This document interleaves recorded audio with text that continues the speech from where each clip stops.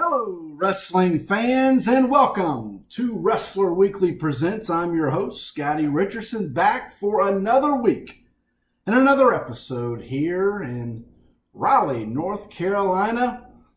Man, we have had some unbelievable just weather, just crazy, with the hurricanes and tropical storms and cyclone, tornado watches, and certainly here in Raleigh, we haven't had it near as bad as the coast and obviously down in the panhandle of Florida. So our thoughts and prayers go out to those folks. But here at Wrestler Weekly, we are excited about this week because here again is another opportunity to really jump in and dig down into some just things that, man, I've been really interested in and really for a long time. And so this week's episode is a continuation. Now, if you've been following along each week, you know that I had been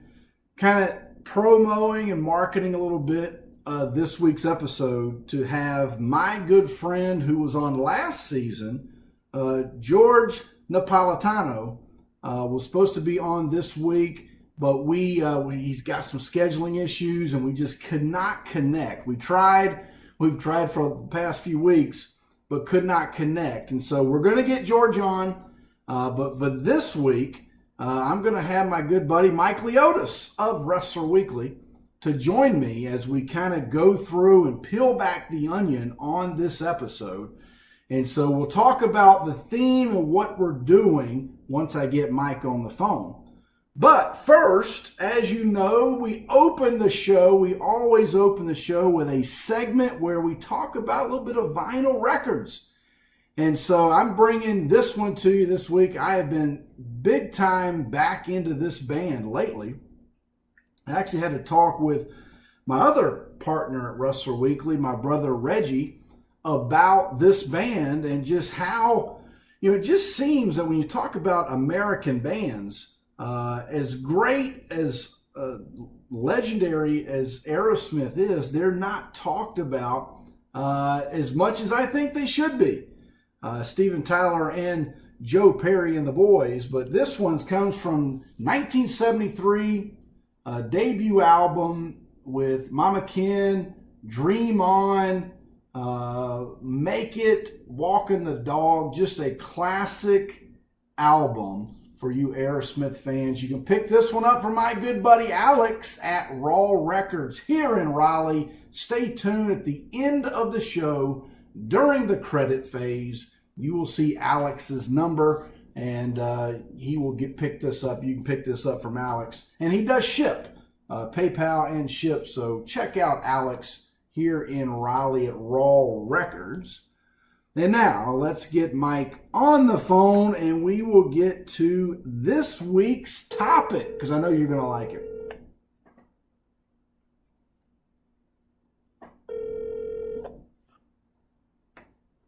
Hello? Mike. What's up? You are on Wrestler Weekly Presents. How you been? Good, man. How about you? Excited to be back for another slot here in the amazing Season 3.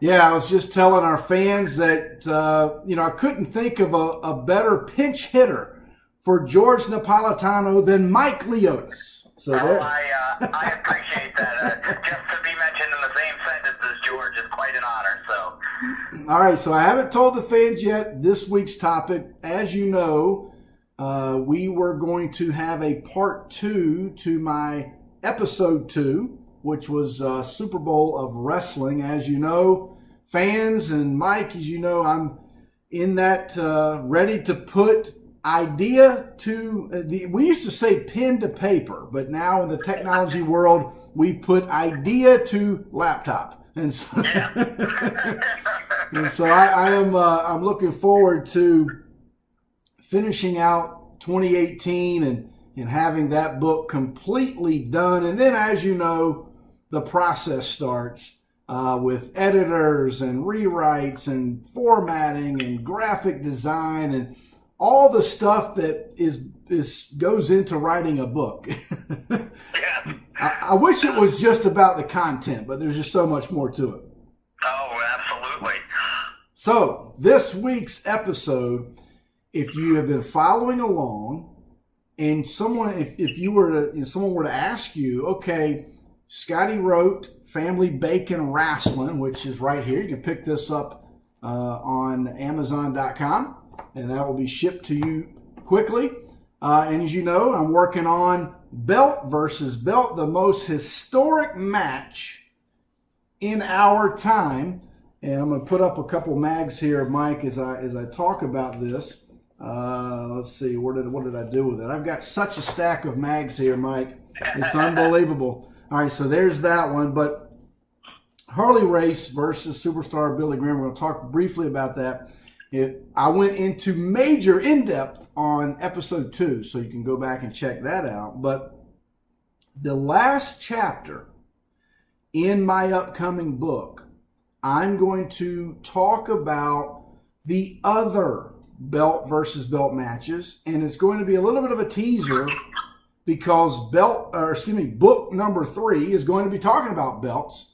And today's episode, to my fans, my friends, my followers on Twitter, Instagram, Facebook, and here at YouTube at Wrestler Weekly if you want to catch us. But Mike, we are going to talk about the other belt versus belt matches. Are you excited? I'm very excited. This is a topic that I think a lot of our fans will enjoy, and I think we'll cover even some topics that people might not expect us to cover tonight. So I think so too. So let me just kind of give you a little bit of information, and then we'll segue in. And I'm gonna show the fans here. This is just one of the stack. We might break the record tonight, Mike, for the most mags shown in one episode. I'm always down for mags, so. All right. So I'm going to show this one first. This is, and I've shown this many times before, but I'm going to tie it into our episode. This is Winter of '77, one of the gems of my collection, signed by Superstar Billy Graham, Harley Race, and Nick Bockwinkel. All 3 on the cover, all 3 world champions, all 3 with their title belts. And let me just clear this up real quick, Mike, while I'm thinking about it. Vince McMahon changed the way we talk about belts and titles. I remember the famous line, belts are to hold your pants up. You've heard this line, Mike? Yes, I have. And so, but I'm old school, and I know my good friend Superstar Billy Graham says this a lot, that the belt is supposed to be a belt. Okay, you wear the belt around your waist, world champion. The belt is supposed to be around the waist, not the many different ways that we've seen today. But so when you're a kid, Mike, and you're looking at the magazines and you see the 3 champions, did the thought ever cross your mind, did these guys ever wrestle? Oh, all the time, you know what I mean? Because I lived in New York, so, we had WWF, so it always made me wonder, hey, did these champs wrestle, or what were these other champions like, you know what I mean? I knew the WWF guys as the world champions, or the NWA champion, and so I always wanted to see who, best out of the champions were, and that was before triple threat matches. I wish that could have happened back then, but I mean, the 3 recognized world champions, I always would compare them. I remember back in the day in the mags, they had the Superstar Pro Wrestling game that they used to advertise. You remember that? Oh yeah. And used to be able to do the matches through that, but that was fantasy booking, so it always came down to who the best of the champions were. So always wondered about that.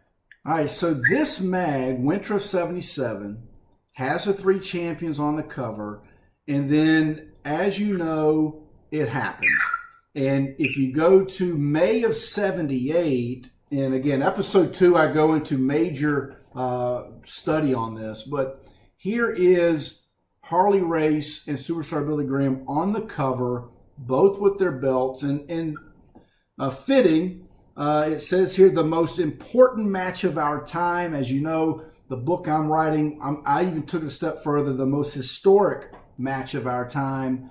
And so now you've got the NWA against the WWF champion. As you know, this took place in the Orange Bowl in Miami. I'm going to show another preview here quickly. I, again, went through this quite a bit in episode 2. Mike, do you have anything you want to add before we segue off of that famous first time? Well, I love the build-up of this match. There's some great footage that WWE released on the, it might be in their Hidden Gems collection or on YouTube, but showing the press conference with Graham and Race, and then the only known footage that I've ever seen of this match in the final fall, but it poured rain that night, so they wrestled in the conditions. That's how important this match was. I mean, you couldn't have had two bigger stars at the time wrestle. They were probably the biggest stars in the world at that point in time. Yeah, and something that's interesting, I'm going to break that news right here, right now. If you go back to some of the previews, like this is a famous one, and it's got Superstar Billy Graham holding the red leather. And if you catch our episode number 3, as you know, I had Dave Milliken on, and we talked about this belt. But the second title, the second version, if you will, was the blue leather. And actually, the blue leather, when you talk about belt versus belt, and on the cover, I'm going to break this here. This is breaking news. The graphic, old Halifax Matt, is working again on his magic on my book. As you know, he did the graphics for Family Bacon Wrestling. But we are doing, Dave Milliken has given me permission to use photos from his private collection of titles that belts that he has made of these two belts. And little known fact, the belt that Superstar Billy Graham walked into the ring with that night in the Orange Bowl was the blue leather, not the red. He had already received the blue, and that's the belt Bob Backlund won from Graham. So historically, the NWA 10 pounds of gold was put on the line against the blue leather WWF belt. Now, that interests me. Hopefully it'll interest our fans, Mike. I hope so, man. You and I are on the same page on this. I love the covers with the belts. I love the history of the belts. I love learning about them, and that could be why, I really dug the Milliken episode. But, that belt went through some changes. Even, the 10 pounds of gold wasn't originally on the black leather. So there's some good history there, but it's nice to know that those were the two belts that historically went up against each other, the blue leather against the black leather. Now, Mike, I have typically would never do this. I would stop tape, but I need to. This is not fake. This is legitimate. I just received a message from Jay Youngblood's brother, Ricky Jr. And this is not a rib. Mike, you know the story that I had written about Ricky Steamboat and Jay Youngblood? Yes. Well, Ricky Jr. just read it, and he said that my little brother, he said, I just read the article about my little brother, and just have fun. It was a great story, and my brother would have loved it. Thank you. It was an honor to us. Thank you, Scottie. Well, that's unbelievable.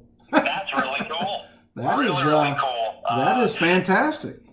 Yeah, I know Ricky, and then also too, Jay Youngblood's daughter Rika is also on Twitter, and very, very kind and approachable with the fans, and what a great compliment. I mean, what an honor, Wow. That's gotta love it. So sorry about that, fans. We'll get you back on track, but man, that is I just it literally just came through, and we're all a family here, Mike, so I figured I'd just share that. I love it, man. That's what a great thing, and it's nice to have a connection to some of these heroes that we grew up watching, and you know what, you can't get a higher compliment than that. So, all right, so we'll segue into now, Mike. You have all of the information that I've sent you, and some of my unification notes, if you will, and so give the fans. Let's go back a little bit here. Give the fans the note, just briefly here, talking about unification, because that's really what we're talking about. And so Bruno Sammartino and Lou Thez, what is that information for our fans? So Bruno Sammartino, at this point, this is in 1965, had become so popular as the WWF champion that the NWA board of directors, who controlled the belt, who took the votes, this will be the world champion, voted in Bruno Sammartino.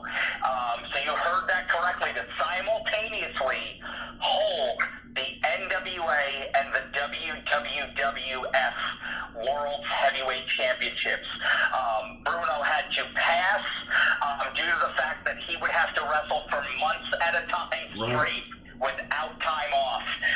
And as you know, Bruno's schedule as WWF champion was eventually what caused him to drop the championship and say, you know what, it's too much, my body's beat up. Right. You know, after 8 years, he needed a break, and hence the Ivan Koloff match. And could you imagine Bruno and Lou Thez locking horns? Because of Bruno's pass, that's how Gene Kiniski became the NWA World Heavyweight Champion. And give us that year again, Mike. 1965. All right, so 1965, Bruno Sammartino could have been the first unified champion. Now, there are people out there, historians, that they'll go back and they talk about the split there when Buddy Rogers split and some of that kind of stuff. So we're not going to jump into all that. We're not going to get into that controversy right now. But Bruno Sammartino, very interesting there. Now, I had a great conversation with Harley Race, and I asked Harley about Bruno, and he said that, you know, I took the belt all over the world. Ric Flair took the belt all over the world, and Bruno stayed in the upper Northeast. And Harley, and you know, the only way Harley could do it, and he said it, you know, Bruno was a territory champion. I was the world champion. So doesn't get much more. It's a fair assessment, you know, by race. I do say, you know, like I said, you know, growing up in the New York area, I remember my father telling me how big Bruno was. Oh, yeah. So I think race has a point, you know, but it doesn't diminish how big Bruno was. But race is correct. I mean, the NWA champion, if you look up online, you can find it. Look up some of the schedules. They have the World Championship schedules from the 70s into the 80s. I think they have something like the entire match history. I mean, you see these guys everywhere, and they're wrestling every night, defending the championship hundreds of times throughout the entire year, sometimes double shots on the same day. So, you know, I got as much as I love Bruno, and I will always love Bruno, but I can't be biased here. I have to agree with Harley Race. Well, and we do have to say this, that Bruno was big enough to be that guy, and especially we're talking 1965 at the time. He would not have been approached had he not been big enough and popular enough to do it. It just, you know. Oh, go ahead. Yeah, I was going to say absolutely, you know, and he really could have been an incredible champion, I think, you know, and this is the real deal, folks. This isn't like, you know, you see Black Bart on some shoot interview saying, oh, they're going to give me the belt, you know, right. This is the real deal, you know. Bruno was widely considered to be, you know, a great world champion or a great champion, and I think he could have held that mantle very well. All right, so I'm going to go back to that first mag. I've got two mags shown here, Mike. I've got the Nick Bockwinkel, Harley Race, Superstar Billy Graham magazine. And of these three, all three would have an opportunity to go belt versus belt. So we're going to go through that in a minute. The book over here to my left is when Bob Backlund is now the WWF champion. And I'm showing Harley Race, Nick Bockwinkel, and Bob Backlund. And again, all three would have an opportunity to go belt versus belt. If you remember, when you're watching that, Gordon Soley, and he's talking over the matches there, and he's recapping the Super Bowl of Wrestling from January of '78, he says the rematch has already been signed to be hosted in my hometown, Jacksonville, Florida, at the Jacksonville Coliseum, which would have been in February. What's the date there, Mike? February 23rd, 1978. We know just days before that there was a change, and I'll let you take that away, Scottie. Yeah, February 20th. Bob Backlund defeats Superstar Billy Graham. And it's funny, I love how wrestling does this. If you remember when Billy Graham defeated Bruno Sammartino, he had a foot on the ropes there, had a leverage. Yep. And so then Backlund pins Billy Graham, and Graham's got the foot on the ropes, but the ref does not see it. And very consistent. Yes. So Backlund wins the world title. And now he is 3 days later in Jacksonville, Florida. And wow, what a way to get thrown right into the wolves. Absolutely. You go from Billy Graham to Harley Race.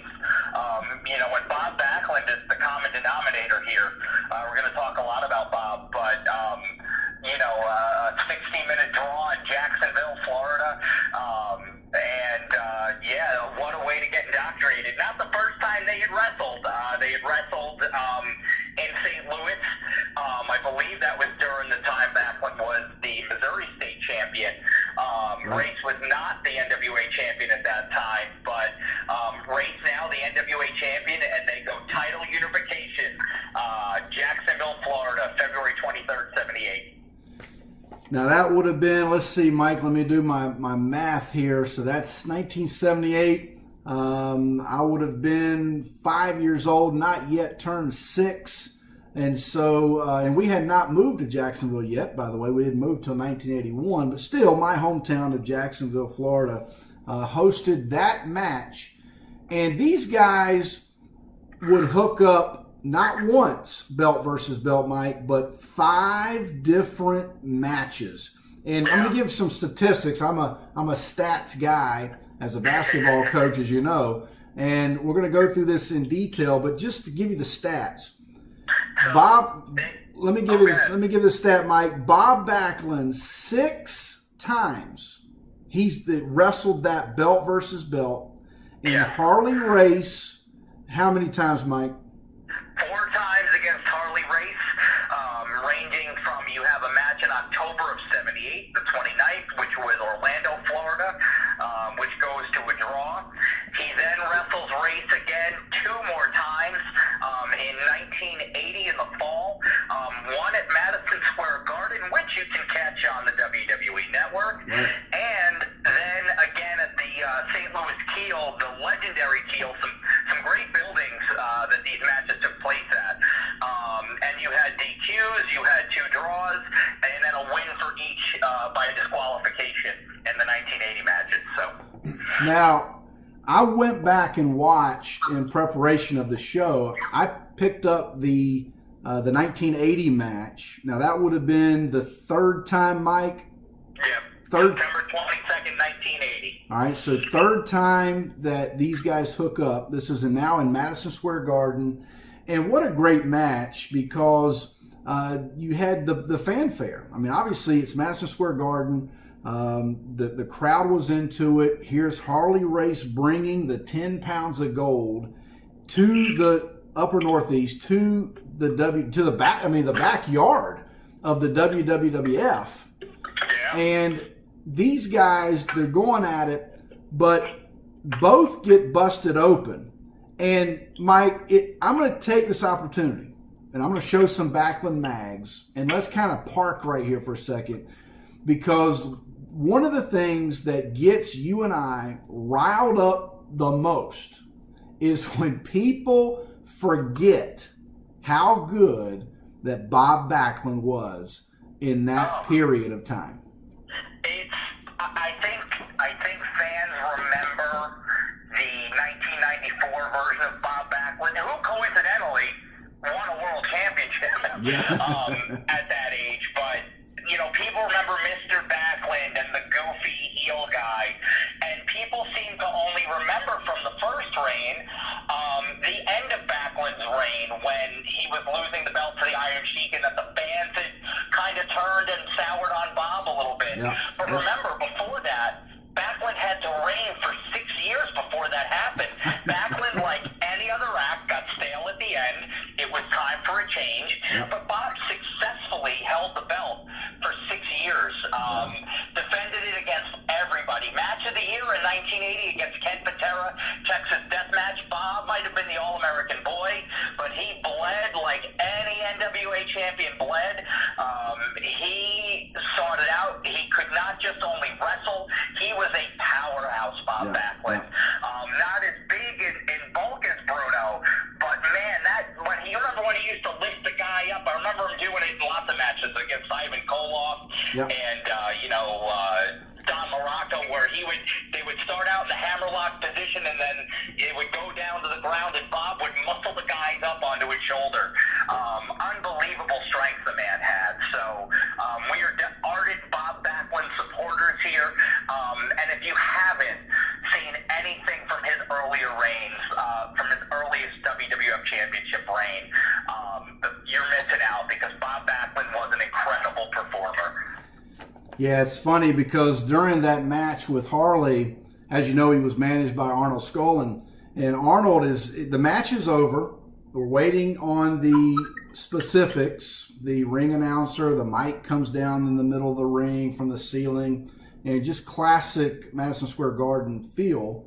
And Bob is kind of bouncing around. He's still he won that match, particularly by disqualification. If you remember that match, I'm going to spoil it at the end here, just to give you reference, because they wrestled 5 times. But in this particular match, Bob's got him in a sleeper. Harley's going down, and Harley pulls the referee too, bumps heads with Bob, knocks him down a little bit, dazes him. He gets up, DQs Harley. The match is over. Bob's in the corner. He's bleeding above the eye. Arnold Skolin reaches out to try to look at the cut, almost like a corner ring man in boxing. And Bob sold this so well, and just the professionalism and the understanding. He flinched. He's like, almost like, don't touch me. That I'm cut. I'm hurt. Don't touch me.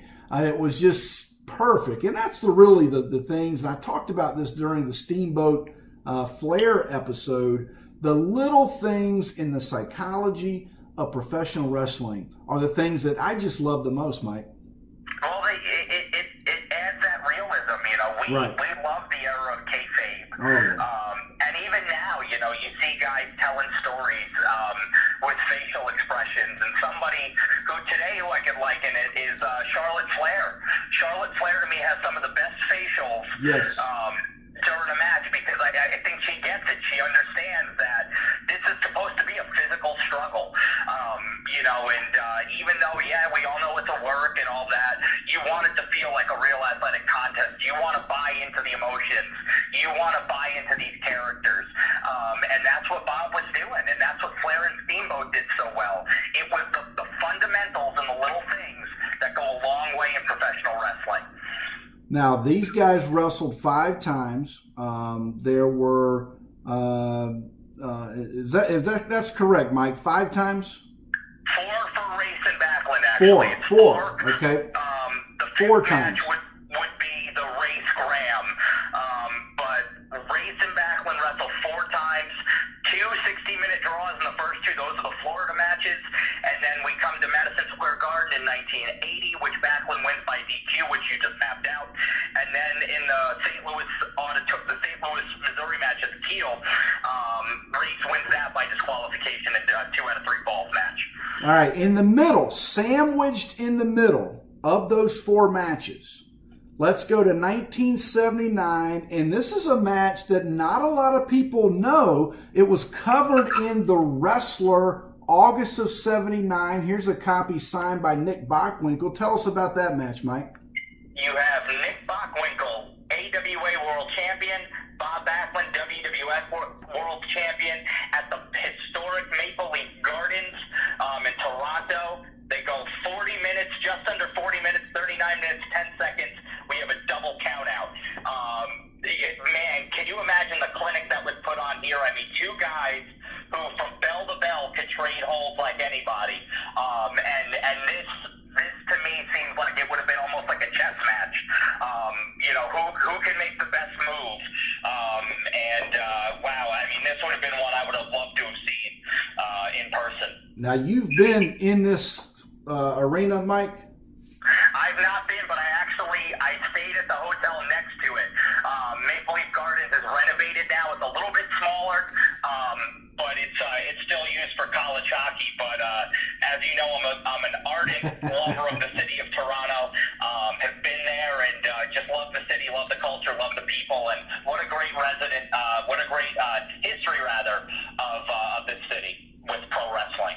Oh, absolutely. And so here's 2 guys. Now, this is interesting because I asked Harley Race, I said, tell me why you never wrestled Nick Bockwinkel. And without hesitation, Mr. Race said to me, because Vern would not allow it. And so, it's unfortunate because when you go back and look at, Harley Race, Nick Bockwinkel, Billy Graham, Harley Race, Nick Bockwinkel, Bob Backlund, the 3 champions that I grew up on, and to not know that they all 3 didn't, get at each other belt versus belt is really disappointing. But at least we got in 1979 this match. Well, I think it shows you too, the cutthroat nature of the business. I mean, I don't think promoters trusted each other to do the deed. They're putting out their world champion. Heaven forbid somebody decides to make that go bad. Right. That could put a damper on your championship and your whole territory. So Vern might have been a little bit too paranoid there, but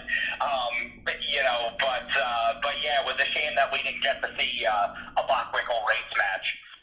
Now, I asked Bob Backlund about this match with Nick Bockwinkel, and Bob Backlund had such great things to say about Harley Race, and he said that Harley was very instrumental in getting him his start and helping train him and some other things.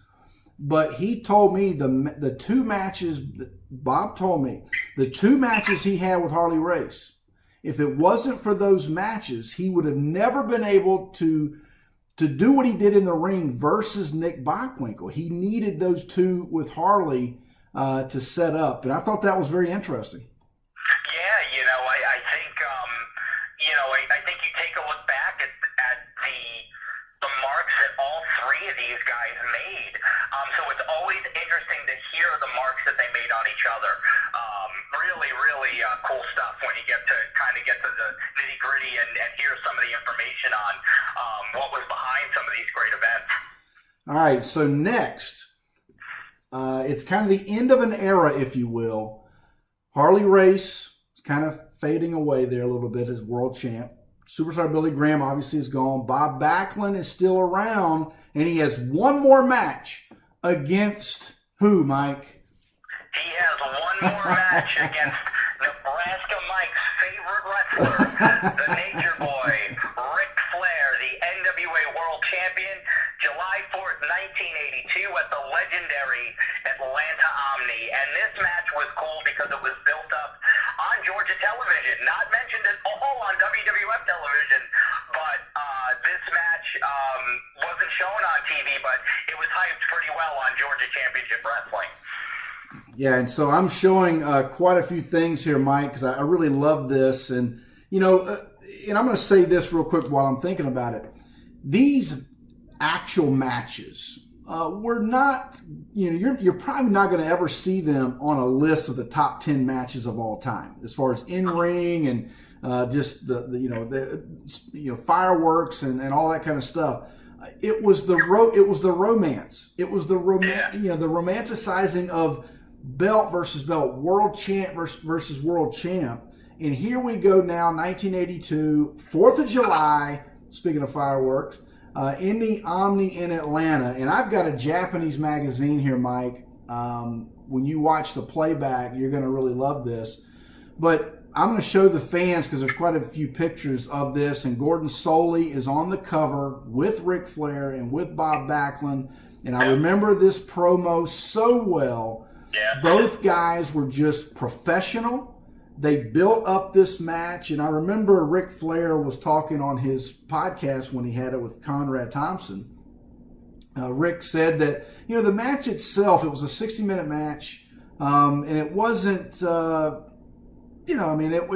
it did not, it was kind of just not real well, because it's like Ric Flair said, there was no really build-up. The fans in Atlanta, they'd kind of seen all that they needed to see from matches, so you really had to try to impress them, and they didn't really know Bob Backlund other than that he was, Upper Northeast champ, and so it was hard. It was a hard match. I mean, they did the match, and what was it, Mike, a double DQ?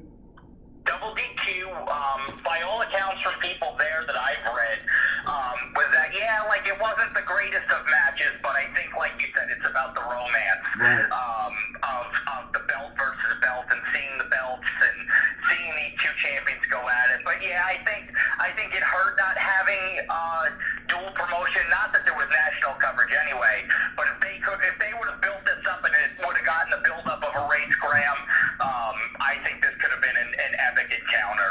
But it just wasn't meant to be. I think Vince was already having his eyes on national expansion, and this is before he even owned it from his pop. But the business was changing drastically at this point.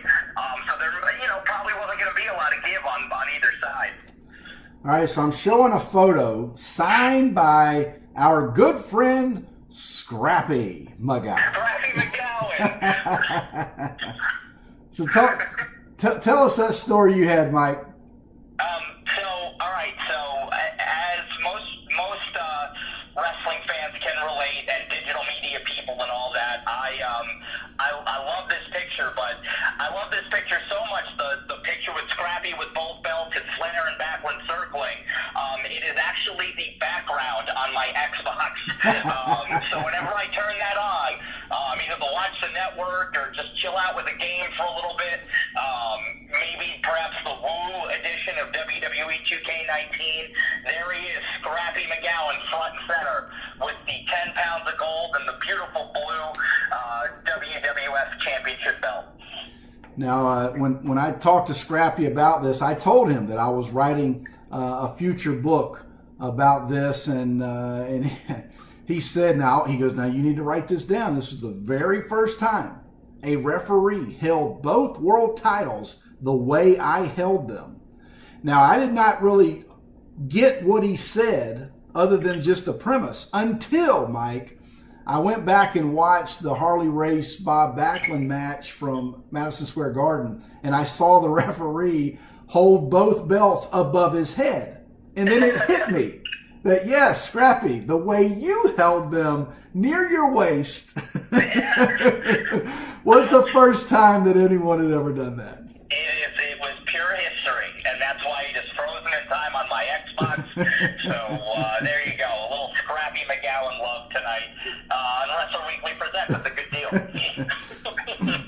All right, now this next one, Mike, we are going to travel outside the U.S. again. Remember, we went to Toronto, but now we're going to go to Tokyo.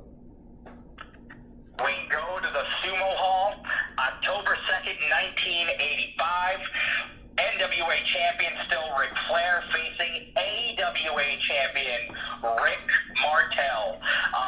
And you and I were just talking about this match, and it's been a while since I've seen this one. But Martel and Flair, just from bell to bell, man. Great passion, great fire in this match. And Martel, really an underrated champion and an underrated wrestler. But him and Flair really, come to blows in this one, and it's a really solid match. Yeah, I would argue, looking at the list that we have here, that I would probably put this match at number one as far as actual.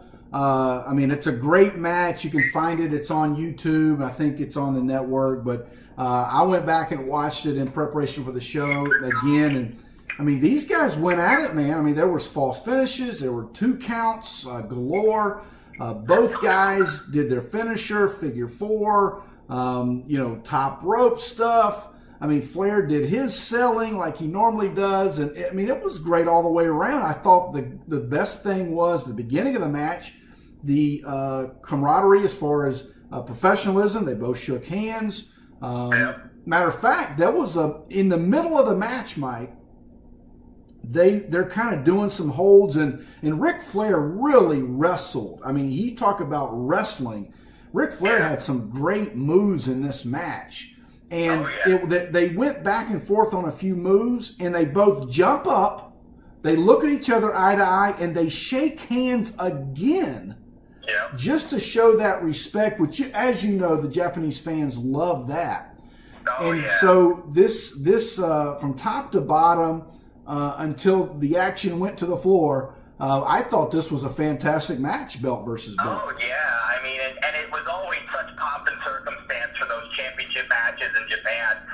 The flowers beforehand and the pleasantries and all those different things, the ceremony, and then from bell to bell, the action in Japan was always swift and violent and just good, man. They could wrestle, and the Japanese fans so appreciate it as sport, and you couldn't get 2 better sportsmen on that night than Flair and Martel. And a funny note about this tour, they actually team up together the next night. I forget who they wrestle. I want to say it might have been Saruta and Tenaru, but they team up the next night. So they wrestle each other for close to an hour there, and then they team up the next night.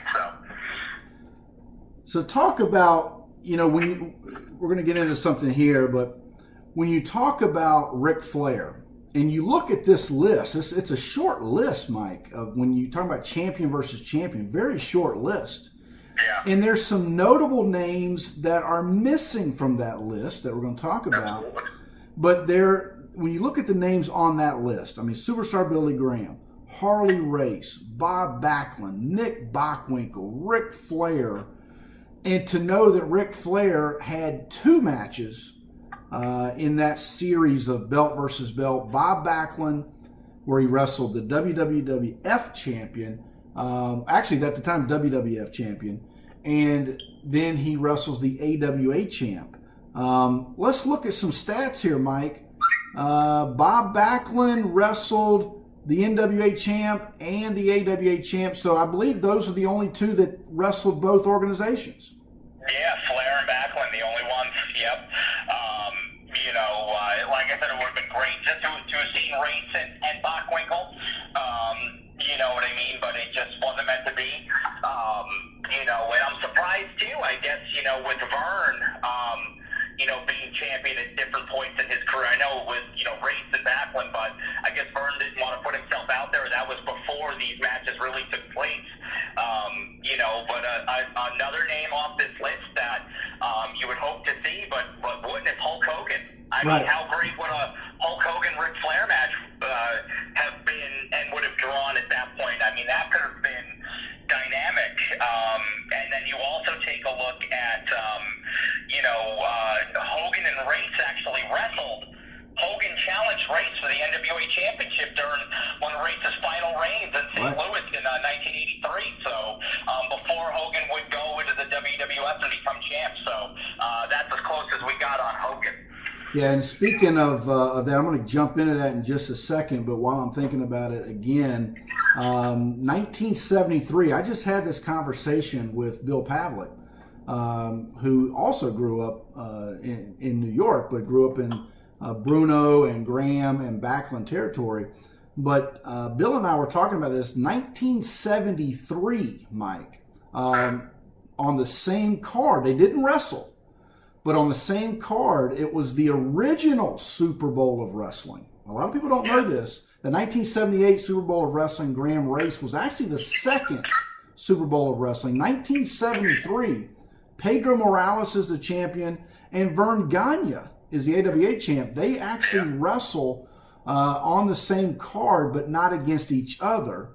And it would have been nice to have seen that. But also, how great would it have been to have seen Jack Briscoe against Vern Gagne? Oh, it would have been incredible. Two great collegiate wrestlers. Yeah. You know what I mean? Two guys who could mix it up with anybody. You take a look, too. I mean, Terry Funk, Dory Funk against any of these guys. Oh, yeah. Would have been unbelievable against Bockwinkel or Vern or Graham or even Bruno.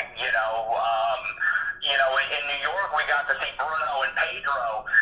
75 minutes that match went. Obviously Bruno the former champion versus Pedro the champion. But it would have been great to see some of these great matches. I would have personally loved to have seen Bruno and Bockwinkel.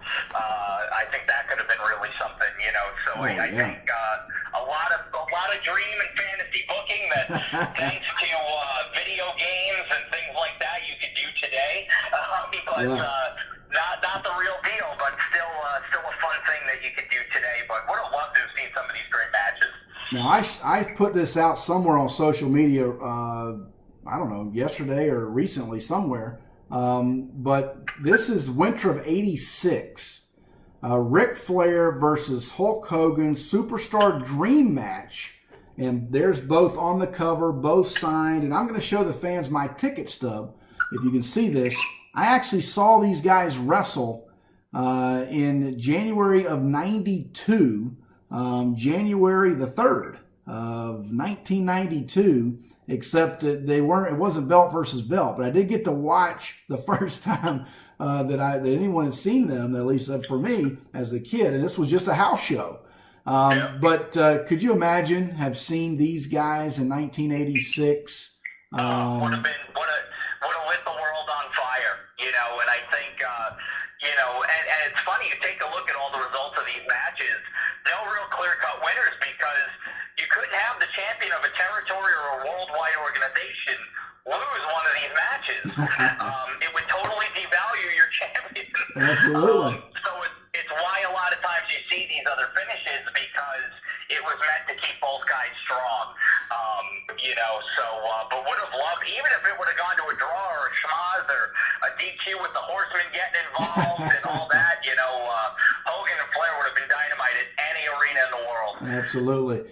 All right, Mike, 1988. Now, the last time we had belt versus belt was in Japan, 1985. We're going to jump 3 years. And it wasn't NWA, AWA, WWF. Tell the fans this match is one of the most talked about matches on Wrestler Weekly, especially to our friends and fans and followers on Twitter. Tell the fans what it is. We have AWA champion Jerry the King Lawler against world-class Wrestling Association's world heavyweight champion, the modern-day warrior Kerry von Erich from the UIC Pavilion as part of the infamous Super Clash 3 pay-per-view on December 13th, 1988. All right, now I'm going to let you talk about this match. It's been talked about forever. I'm going to get your spin on it. But while you're doing that, Mike, I've got 3 magazines brand new to the Wrestler Weekly collection. 2 of them have never been shown. We have not shown these yet. You're going to see them here first. This is from the city of Memphis from November of 1976. Jerry Lawler on the cover with the 10 pounds of gold around his waist. This is a very rare mag, and I finally got it in the collection. The other 2 are Kerry von Erich. Both are from Japan, and one is with both have the Missouri title, one on the shoulder, both on the shoulder, and then a superimposed 10 pounds of gold. So I'm going to show the fans these mags, Mike, while you talk about that bloody match. Well, December 88, we have the AWA presents Super Clash 3, and the AWA and WCCW, unfortunately at this time, were on their last legs, but they pull out this anticipated matchup. I remember it being a big deal as a kid, and Lawler and Erich. Now, funny thing is that Kerry, for whatever reason, is messing with his blade before the match and ends up slicing his bicep. So they have to do a spot early on in the match where Lawler bangs his arm into the buckle so that they can sell the blood and give a reason for it. So anyway, they work a great match. Kerry no-sells the pile driver. Good action throughout. Kerry catches Lawler in the claw. Kerry is bleeding from the eye profusely. Referee Marty Miller stops it. With Lawler on top of Erich on top of Lawler with the claw. Kerry raises his arms thinking he won, except the referee gives the belts to Jerry the King Lawler, saying that due to safety issues and the blood that Kerry Erich has forfeited the match, and that it is over. Jerry Lawler is the unified world heavyweight champion, which would become the USWA champion. Right. So again, another schmoz finish to keep both guys strong, where there had to be a winner, but nobody has to get pinned for a 3 count. And it's interesting because you could argue, and there's a lot of arguments to be made about this whole thing. One is, and this is great information for our fans to argue because they do it all the time. Every time we post something on this match, they argue it. But is the world class, is that considered a world title? Should we even be talking about this, Mike? This will probably, give some people in Texas probably not good feelings about us, but I don't consider it a world championship. Only because it was, it was a territorial championship. They called it the world championship, yes, but it was a territorial title. It was only really defended in Texas. Yep. And while I respect it, and I love me some Erich, but that was, to me, not a world championship, the caliber of AWA, NWA, WWF World Championships. Because here's the deal. If you think and you believe that it was a world title, and of course I'm going to write about it because fans enjoy it. They love it. And so my angle with it will be that it was. So if it was, then because, as you know, Mike, that's going to sell books. But then Jerry the King Lawler becomes the first unified champion. And then that turned, because remember, what belt did he have, Mike? Let the fans know. The AWA World Heavyweight Championship belt. Well, so, and again, the AWA carried, Nick Bockwinkel took on Bob Backlund. We had Rick Martel, we just talked about, took on Ric Flair. So now here we have Jerry Lawler, legitimate AWA champion, wrestling with, some would say yes, some would say no. But if you say yes, then now you're looking at Jerry the King Lawler as a unified world champion, which, as we know, turned into the USWA. Yeah. And so, anything... but a great match. This is one of my favorite ones on the list. Like I said, I love Kerry, and Kerry was a legit world champion. He was the NWA World Heavyweight Yes, he champion. was, yeah. So I think that adds to this match as well, the fact that Kerry had been a world champion and had been world-renowned and wrestled all over the world. But this is a great match. I remember the kid being absolutely distraught that Kerry does not win this match. But I mean, Lawler was a great champion, great match, and it's a match that's still talked about some 30 years later. So now, the last two matches, quickly, Mike, we're going to just touch on. Both are kind of out of our somewhat comfort zone, but out of our realm. going a little bit past what we discussed, you and I discussed 1996 in our previous episode, is kind of that stopping point of jumping fully into sports entertainment. But we're going to go to Vengeance '01, and now we actually have what the WWE or WWF is calling the World Champion, which you and I both know was the WCW title, the big gold. Yep. And so, take us from there, Mike. So you have the unification to determine one champion. It was a 4-man tournament. It was The Rock, Kurt Angle, Chris Jericho, and Steve Austin.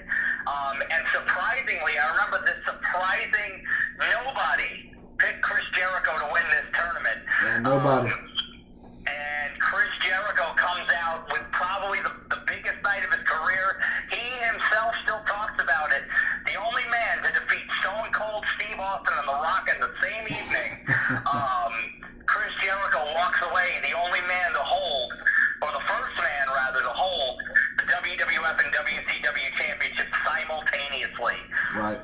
And that was the one that I will say in my book that was the first time that the belts were unified, because as you know, Mike, I've discussed this with many people, including my good friend Zeus, but NWA, AWA, WWF is really, those three organizations are kind of where I take it from. And so I would put World Class as a kind of a second tier, if you will, when you're talking about those three tiers. And so here we have WCW, which kind of spawned from the NWA, and now you've got Chris Jericho. And I went back and watched this match, and Y2J, this was what, December of '01, Mike? Yep. And this really is what thrust Chris Jericho his first world championship, So, and Chris is still going strong today, He's like an ageless wonder, Chris Jericho, 47 years old, still going strong. And this is probably one of the finest nights of his career, if not the finest. Now, Mike, a couple things. One, there's so many things. There's so many things that I could interject here, and you and I could really go on and on about this in our theories. But I think that this episode that's airing right now, and fans are watching this, I think that this is the time that you and I should unveil what's going to happen on March 6, 2019. All right, so because Mike and I, we've been partners in crime on this, and really we have these are normal conversations. I just need to let the fans know these are normal conversations for Mike and I. And we always say, I wish we would have filmed this because it would have been great. But on March 6th of 2019, Mike and I are going to begin the first time ever the Wrestler Weekly podcast. That's right. You heard it here first, folks. Then I've got my good buddy Trey Snide is going to be our host, but we are going to have an unbelievable time with the Wrestler Weekly podcast. You've got Wrestler Weekly Presents and Wrestler Weekly Live that Mike does on Tuesday nights. Plug for you, Mike, 7:30 Tuesday night. It's gonna clash. We're gonna go belt versus belt, Mike, and it's gonna be unbelievable. Trey is gonna be the referee. He's our Conrad, so to speak. But we're not necessarily gonna be what's his name, Skip Bayless and Shannon Sharp. We're gonna talk some great wrestling and hopefully talk with some of you guys. We're lining up some great guests. There's going to be so many things that this is going to be, and we're really excited to bring it to you. We mentioned this, we first talked about this a while ago, and here it is coming to fruition. So it's going to be available. We think you guys are going to dig it, and we're really excited to present it. Now, during the winter months, fans, because we're getting ready to wrap up Wrestler Weekly Presents for this season 3, but during our winter months, kind of the off period, Mike, you got some great guests lined up for your interview sessions. Can you tell the fans who we got? I will give you a sneak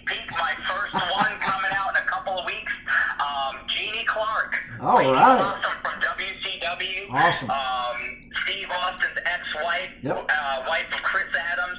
She came up with the name Stone Cold Steve Austin. If you haven't read Jeannie's book, it's incredible. It's called Through the Shattered Glass. It shares such a story of hope and recovery from addiction, but you will also see some great wrestling names in there like Gino Hernandez, Steve Austin, Gentleman Chris Adams, the Von Erichs, just great stuff. So we're real excited to have Jeannie. In the springtime, we got Brian Blair coming. And we also have Mr. Electricity, Steve Regal, who I'm going to be shouting out and shouting with, talking the AWA World Tag Team Championship reign. But stay tuned in the next few weeks. Our interview with Jeannie Clark is going to drop. Awesome. And so, I've been lining up some guests for our podcast. We've got some great names that are going to be on there as well, talking with us. And then, Mike, before we wrap up, there's one more match that's going in the book that a lot of fans don't realize it was belt versus belt, and it happened 2 years after Chris Jericho unifies the belts. Tell the fans what this belt versus belt match was.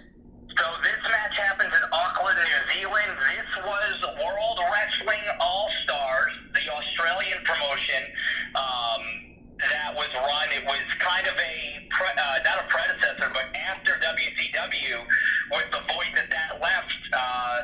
I think it was Andrew McManus, or I forget his first name, but it was McManus, and he starts up a promotion in Australia to try to get back a second wrestling promotion. Yeah. Their world champion ends up being Sting, who wins the belt from Lex Luger in the last championship that Lex Luger would ever hold. In a triple threat match, he faces Sting in Auckland, New Zealand, NWA champion Jeff Jarrett. The NWA was the championship of TNA, which is now Impact Wrestling, and Jarrett and Sting wrestle to unify the championships. Jeff Jarrett wins it and becomes the unified NWA, WWA World Champion. Wow. And so, again, WWA is absorbed by the NWA, and we know that went on in TNA and Impact lineage, right, Mike? I mean, it's in the lineage. So it's fantastic to just go back and look at some of this history. And, we're not going to touch on it, but, Daniel Bryan would hold both titles, years later. And just an iconic image at WrestleMania, I believe 30, Mike, where he's 30, so he's in the ring and the confetti's falling. He's got both belts on the shoulder. I just love that kind of stuff. Not a big Bryan fan, but I just love that kind of stuff where you've got both belts. Anytime you wrestle with two belts, it's just fantastic. Just kind of that unification aspect. But man, what a great show, Mike. I thank you for coming on with me. It's been this is one of those topics that I just love. I loved it as a kid. It's great to go back through these matches, and hopefully our fans will go back and watch some of this stuff. Mike, you got any parting words? Just thank you as always to our friends, followers, and fans. We love and appreciate you guys, and thanks for being with us another week. So God bless you guys, and take care. All right, and then fans, if you want to find us at Wrestler Weekly on Twitter, Facebook, and Instagram, also here at YouTube on Wednesday nights, Wrestler Weekly Presents. You can get Mike at Wrestler Weekly live on Tuesday nights on Twitter at 7:30 p.m. Eastern. If you want t-shirts like this one, Family Bacon Wrestling, as well as our branded t-shirts, Wrestler Weekly, go to prowrestlingtees.com/Wrestler Weekly. Articles are coming out, new books coming out. We got a podcast, Mike. We're hitting it on all cylinders right now, fans. Until next time. What's that, Mike? I said, can't wait to share it all with you. I cut over top being terrible. I'm so sorry. That's why we got Trey. See, Trey Snide's going to work all that kind of stuff out. All right, fans, until next time, so long for now.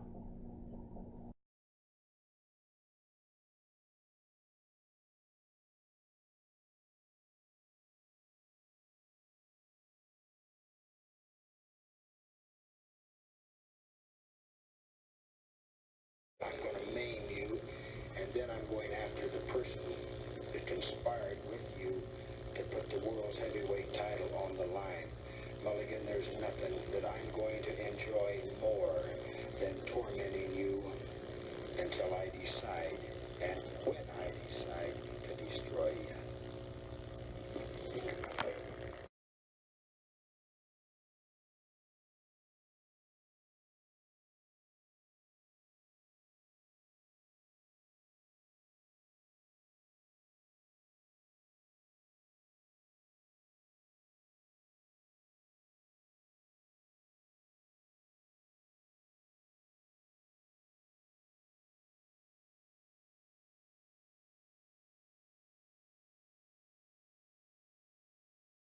Somebody say something about Tommy Wildfire Rich coming to you live in Myrtle Beach. The waves are gusting and the breezes are blowing. Lord have mercy. Wrestler Weekly. Y'all better check this stuff out.